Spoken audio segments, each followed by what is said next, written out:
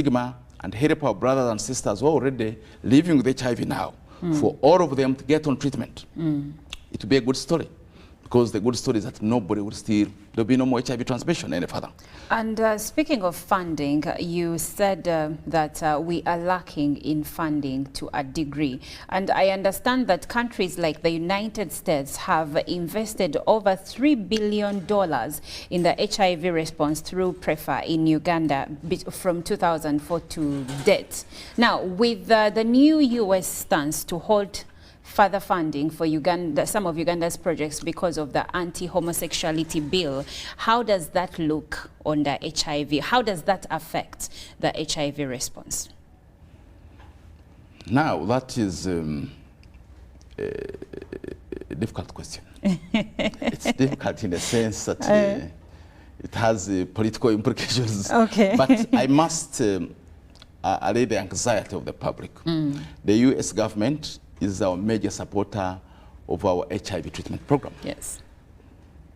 At least as of now, they are committed. They cannot halt. There will be a crisis if they did such a thing. As we continue to negotiate, the government continues to negotiate to explain why our role is important, to avoid the misinterpretation. Because the main challenge that we had with the new anti-homosexuality law is that there was a misinterpretation by the public and by our partners. But the government goes ahead to dialogue with our partners, and I think we're making headway. As I speak now, we're expecting that the US government support, which is a major source of support for HIV response in the country, will continue. Now, since development partners contribute about 83% to the HIV response, how much do we contribute as a country? 83, I think that is all the statistics. It is, okay. What are the new statistics? So the government of Uganda, you see, the challenge with that computation is that you miss out computing, that's calculation that brings out 83%. See, if you look at Uganda, it has schools. Yes. Universal secondary education, universal primary education. Yes. We have found out that one of the key tools for HIV prevention is by keeping children in school. Keep a girl in school for another 1 year. You have made wonders. Keep the girl in school until completion. You have done a miracle. So if the government of Uganda is significantly putting money in education to educate the girls, is building classrooms, is paying teachers. That is difficult to quantify by the HIV response. It may not be buying drugs, yes, but it may not be contributing. buying drugs. It's contributing in a way that is very difficult to compute. Yes. If you go to the hospitals, the infrastructure is built by Uganda. Yes. The doctors are paid by Uganda. And they are, some of them are educated educated by Uganda. Yes. So all those parameters are difficult to compute. So when you look at the 83%, I think mainly that looks at the direct costs, who is buying the ARVs. Yes. But every year, even in those direct costs, the government of Uganda has been increasing its input. I think currently we're across 20%. So you can see still your 83% is focusing on purely the direct input, response, the direct input. They live out the school, the education, the livelihood, the women empowerment that started long ago. So all those, if they are costed, I think we shoulder a significant part of our response. And as I said, keeping girls in school is a key part of the response. I cannot miss this opportunity to call upon the public to do everything that you can do to help a girl child stay in school. It's not a casual decision, because everybody who has educated a child has endured some pain and uncertainty, but would want to encourage you. Keeping a girl in school, at least up to completion of senior 4, makes a huge difference. What we see in our statistics is that the majority of our people are getting infected with HIV. It is uneducated people. Okay. HIV is affecting mostly the uneducated. So persist, keep your girl in school until senior 6, until senior 4, take them to university. It reduces the chance that they are going to contract HIV significantly. In addition, that it increases the chance that they will get a job and support the rest of the family. And when they get the job, it takes away their vulnerability It into significantly exposing themselves reduces to people. Yes. their vulnerability. Okay. HIV, among other things, we see it significantly affects the least educated people. Those who have never been to school, they're the most affected, followed by those who completed only primary. So it is related to education. So the higher the education attainment, the less you are likely to end up infected with HIV. Okay. So keep the girls in school. One other observation we are making, the divorce. And now I want to put it out there. I may be the first person to say it right now. Okay. We recently did a modes of transmission survey to define who is getting infected with HIV in this country. The first people who are contracting HIV, it is the adolescent girls I talked about and young women. Girls between the age of 15 and I say 29. Those must be really helped to avoid. Everybody must do what they can do to help the young woman. Secondly, it is divorced men and divorced women. So I am calling upon the church. This is within your docket. The number of people who are separating, formerly married men and formerly married women, the HIV prevalence is so high. They are the ones responsible, even for the spread of HIV to the young women. So formerly married men, I divorced, I separated, or I am a widower. Formerly married women, I am divorced, I am separated, I am a widow. Those are contributing significantly to the HIV problem in the country. So I don't know, but I believe it's in the docket of the church to make sure what God has put together, nobody separates. No, I understand. But you see, I think you can correct me if I'm wrong, but I believe partly the reason why formerly married men and women are spreading HIV or a high-risk factor is because there was a time where HIV prevalence was mostly among married couples. So if you separate, you're already infected, now you go to young women or young men, and you're spreading. Could that be partly the reason? It could be partly, but it's not the main reason. The main reason is behavior. Behavior. Is that once people are separated, I have told you they have a full dose of hormones already. They will have to meet my needs. What they couldn't do in confinement of marriage. No, they don't have a regular source of what they had in marriage. So they graze wherever they must graze. Wherever they find food, that's where they eat. If I may say it metaphorically, I hope the listeners are understanding that. So the behavior shows that formerly married men, formerly married women engage in too much casual sex. And they forget to use condoms. Because they are not used condoms during marriage. Most married people don't use condoms. So that's how. So our statistics have shown, apart from the adolescent girl and young woman, the next person who is spreading HIV in the country, it is the formerly married man and the formerly married woman. So that we must find, as a society, how to address that. As individuals, so those who casually make decisions to separate, there is a price to pay, and the data is already showing. Those who are casually pushing others to separate, there's a price for community to pay.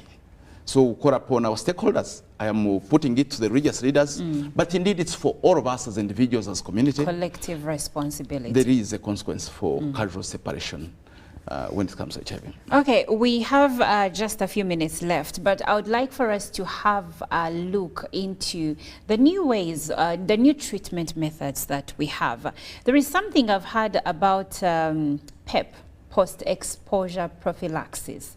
And there are people who are casually engaging in sexual matters saying we will get PEP. And of course, there is also a lack of knowledge about pre-exposure prophylaxis.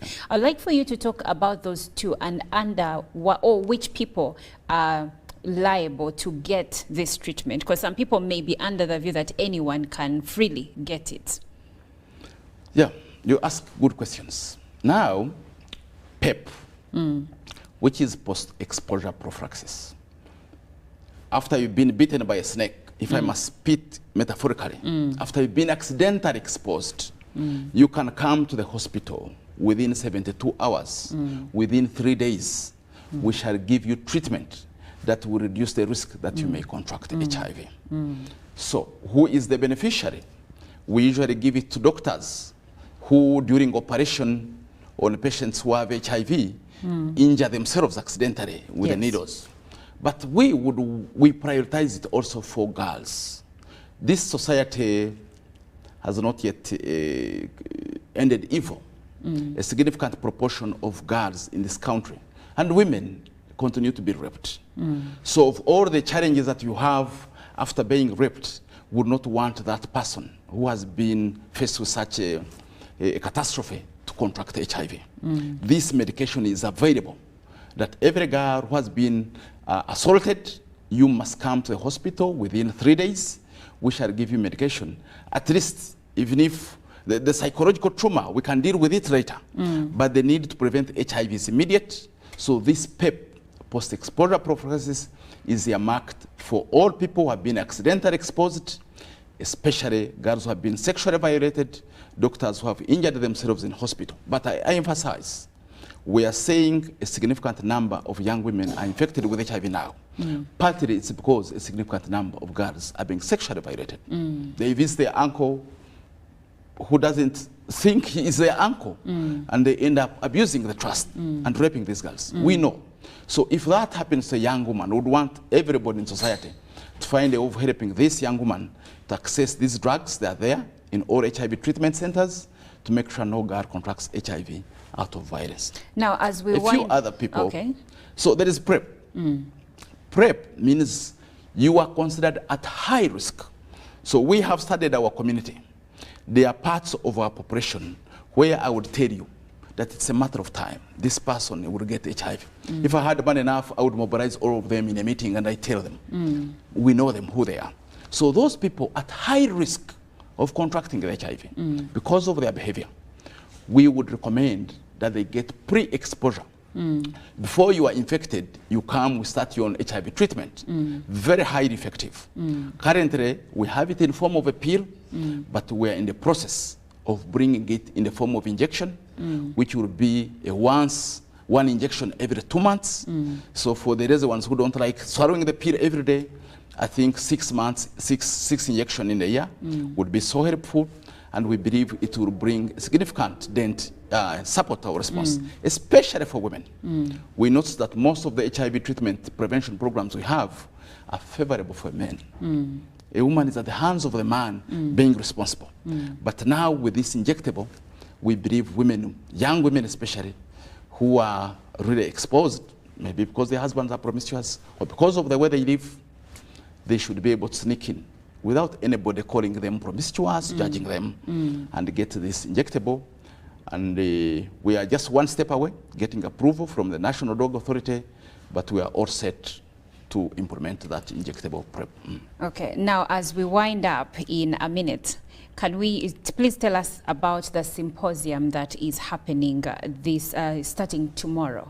So, starting tomorrow, we are calling upon the community.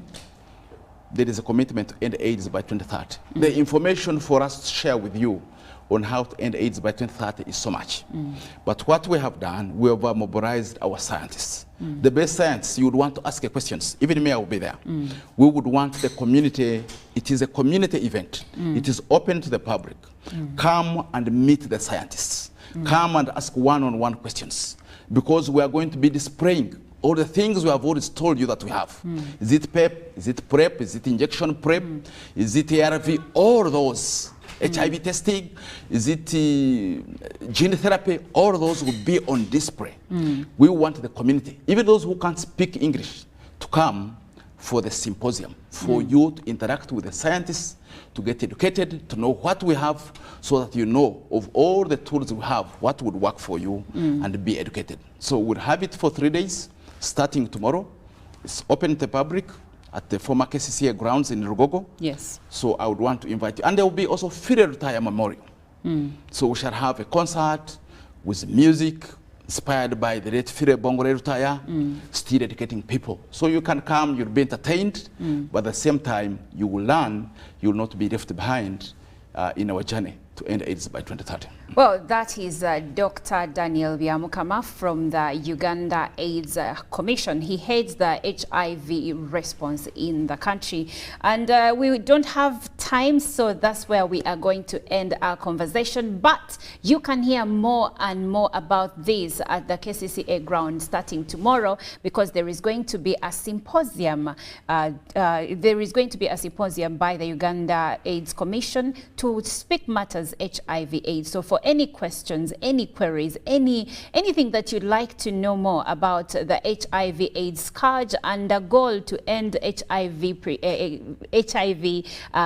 infections by 2030, you should be a part of this symposium. My name is Olive Monica Najima. Again, I thank you for being a part of Good Morning Uganda. And like I said in the beginning, we have something new, something special coming your way, and I don't want you to miss it. So stay tuned to find out what it is.